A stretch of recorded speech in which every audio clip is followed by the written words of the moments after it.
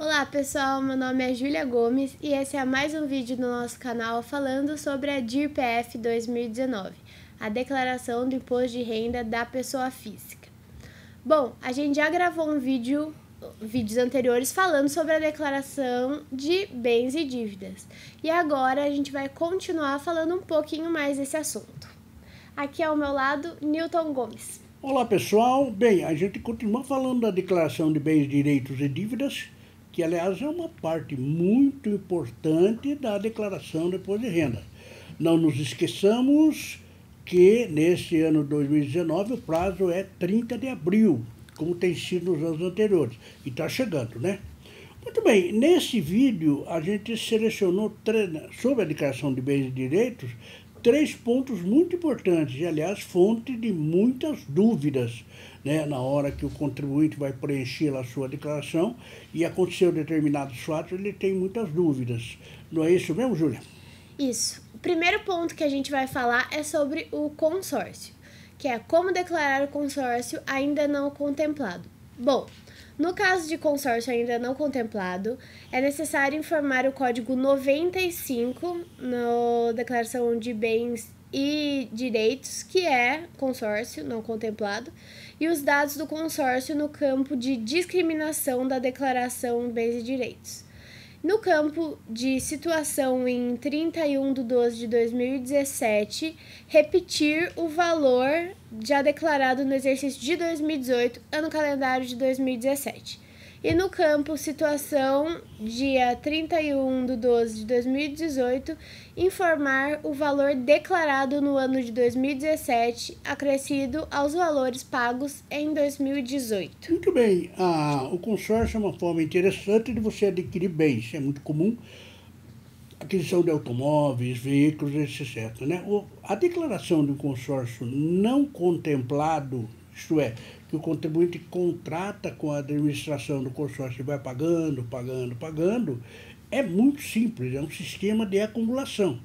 Na medida que ele vai pagando mensalmente, ele vai acumulando na primeira declaração, depois na segunda, depois na terceira, dependendo do prazo. É claro que quando ele for contemplado, né, lembrando que o consórcio tem 2 tipos de contemplação. Ou ele é sorteado, ou ele dá um lance, né? Então, qualquer um dos tipos, é claro que naquele momento vai encerrar o contrato. Mas enquanto não acontecer, o consórcio, como diz aqui, vai acumulando. A Júlia colocou aqui o código 95, porque, claro, ela tomou por base a tabela de códigos da declaração do ano passado. Vamos torcer para que a Receita não mude esse código. Se mudar é culpa da Júlia, tá? É ela que colocou aí o número 95, tá?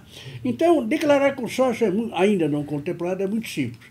Depois, numa outra oportunidade, a gente vai esclarecer melhor como que declara o consórcio contemplado. Agora não, é o não contemplado. Muito bem, e a segunda hipótese, Júlia? A segunda hipótese que a gente vai falar é sobre veículos. Como se deve declarar proprietário de veículo que sofreu perda total ou foi roubado, recebeu o valor da seguradora e comprou um novo veículo? Vamos ver, pessoal. Bom, essa é uma situação que ocorre, é difícil acontecer no Brasil, né? Isso. Roubo, isso não existe, perda total.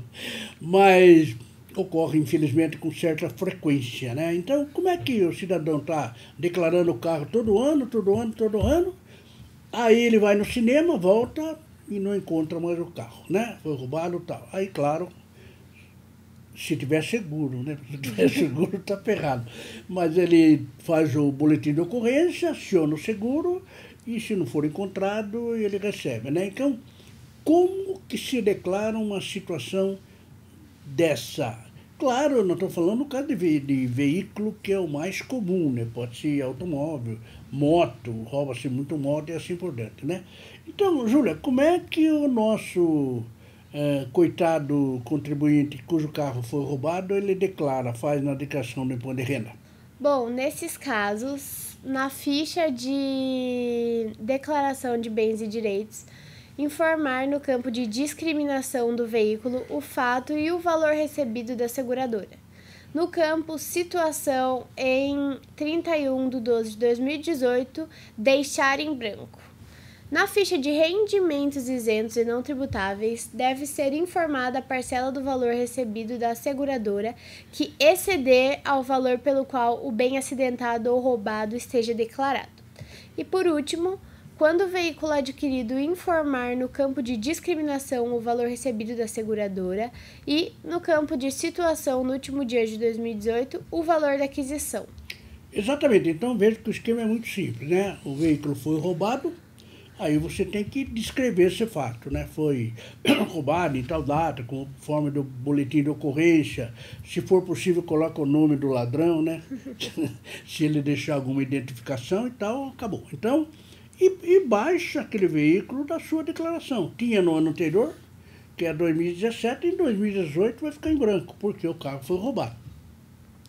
Supondo que haja seguro, ele vai dizer que recebeu de seguro um valor tal. Ocorre que, às vezes, não é muito comum, né? Mas, às vezes, o seu carro está declarado por 20 mil, ele é roubado e, pelo seguro que foi feito lá, você acaba recebendo 30, por exemplo, tá? Então, o seu carro era 20, você vai baixar e dizer que foi roubado. E depois você recebe da seguradora 30, quer dizer, houve um ganho, houve um rendimento de 10 mil nesse caso. Então, ele é um rendimento, como diz aí na ficha, né? Você é um rendimento isento não tributável na ficha, como explica aí. Muito bem, agora você pegou o dinheiro da seguradora, foi lá e comprou um outro carro, né? Aí sim, o carro anterior que foi roubado, você baixou. Na linha seguinte, você vai pôr o carro novo, usado que você comprou, discrimina tudo, né? Fala que foi pago com o valor recebido da seguradora ou até complementou alguma coisa. E depois, aí sim, 31 de dezembro de 2018, o valor de aquisição do novo carro estará em substituição ao velho. Vejam, nós fizemos aqui uma hipótese de roubo, né? Houve roubo, furto e tal. Mas a mesma situação se aplica quando há perda total, né? Então, por algum motivo lá, incendiou o carro, perdeu o carro, basicamente é a mesma coisa. Se receber o seguro, faz a mesma coisa. Então, declarar veículo roubado e declarar veículo que sofreu perda total, basicamente o esquema é a mesma coisa.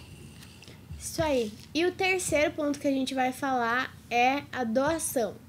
A gente vai falar da doação em duas perspectivas, a perspectiva do doador e a perspectiva do donatário. Bom, o doador deve declarar na ficha de doações efetuadas o nome, o número de inscrição do cadastro das pessoas físicas, CPF, do beneficiário, o valor doado e o código de doações em espécie, que ano passado foi 80. Lembrando que a Júlia colocou o código 80, mas se a Receita mudar o código, é culpa dela. Eu tenho fé. Tá? Eu tenho fé, pessoal. Eles não vão mudar o código. Fé, tá dizendo então, é muito simples, né? O pai doou 100 mil reais para o filho. Para o filho comprar um carro, para o filho comprar uma casa, ou para moer uma coisa, né? Então, o pai, na sua declaração, vai dizer, olha, na ficha de doações efetuadas, ficha de pagamento, vai dizer, eu fiz uma inscrição para o meu filho, o Zezinho, CPF número tal, e o valor doado foi de 100 mil reais, e o código é 80. É isso que o doador faz, certo? Agora, e o cara que recebeu o filho, o donatário, né? Aquele que recebeu a doação? Bom, o valor das doações recebidas em dinheiro deve ser incluído na ficha de rendimentos isentos e não tributáveis, informando o nome, o CPF do doador e o valor recebido, o destino da doação, bens, valor em espécie, aplicação financeira, etc., se ainda existente em 31 de 12 de 2018, deve ser informado na declaração de bens. O donatário deve consultar a legislação estadual do ITCMD. Muito bem. Então vejam que aquele que recebeu, né, o filho, o Zezinho e tal, ele, logicamente, teve um rendimento, ele teve um acréscimo no seu patrimônio, entrou 100 mil reais. Nesse caso, entrou 100 mil reais em dinheiro. Então, ele vai dizer que recebeu uma doação do seu pai, CPF número tal, no valor de 100 mil em dinheiro, em valor recebido, né? Agora, o que ele fez com o dinheiro? Bom, se ele gastou tudo na balada, se fosse a Júlia, teria gasto, né?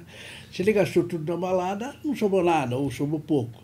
Mas se ele pegou dinheiro, pôs numa poupança, ou se ele comprou um terreno, ou se ele comprou uma moto, um carro, qualquer coisa, então ele vai ter que declarar o que ele fez com aquele dinheiro, né?